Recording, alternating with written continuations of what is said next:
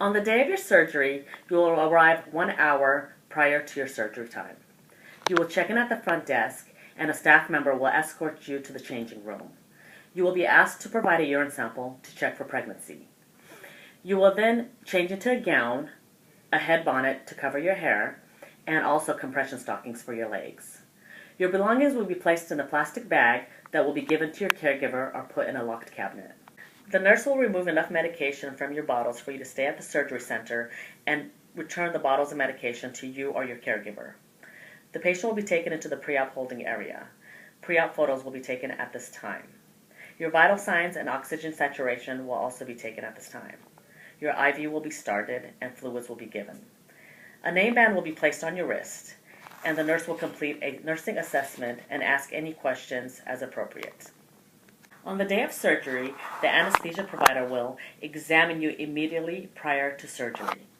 They will confirm your medical clearance and review any benefits and risks of your planned anesthesia. They'll also review your vital signs and any allergies you may have.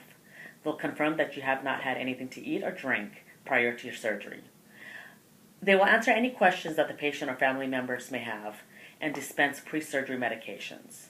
They will escort the patient to the surgery suite after the surgeon has done his surgical markings.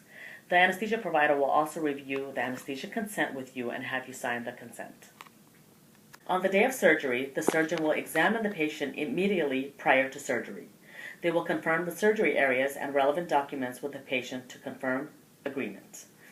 The surgeon will mark the surgical site with the patient's participation, and they will address any discrepancies or concerns. A review of the medical history, medical clearance, benefits, risks, and reasonable expectations will be done, and they will address any questions or concerns the patient may have.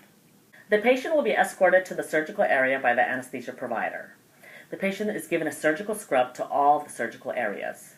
They will be carefully positioned on the OR table, and protective padding is placed as appropriate. A warming device is also placed near the patient to keep the patient comfortable during the surgery. Sequential compression device is placed on the lower extremities to promote circulation and prevent blood clotting. The patient is appropriately draped for the procedure, and IV antibiotics is started within 1 hour of the procedure start time. Once the patient is properly positioned, anesthesia is started at that time. All surgical team members confirm the patient's identity and the procedure before the surgery is started. During surgery, the patient is closely monitored and the procedure is completely documented. After the procedure is over, all appropriate dressings and compression garment are placed on the patient. The patient is then transferred to the recovery area by the nurse and the anesthesia provider. After the procedure is over, anesthesia will accompany the patient to the recovery area and make sure they are stable. The recovery room nurse will be present to take care of the patient throughout their stay. The vital signs will be monitored and they will continue to receive IV fluids. The surgeon will determine when the patient is ready to be discharged. In order for the patient to be discharged from the recovery room, they must meet the following criteria. The patient needs to be awake and alert. Their vital signs must be stable. Any pain, nausea, and bleeding needs to be under control. The patient should be able to take fluids and void. They have appropriate movement and muscle strength. And a caregiver must be present that can take care of them for at least 48 hours post-operatively. Before the patient is discharged, the nurse will instruct the patient and the caregiver on wound care, drain care, garment removal and washing, pillows and positioning aids, medication management. They will review and demonstrate injection techniques for the blood thinners. They will let you know who to call for questions or complications. Info will be given on lymphatic drainage massages, and specific aftercare instructions for each procedure will be given.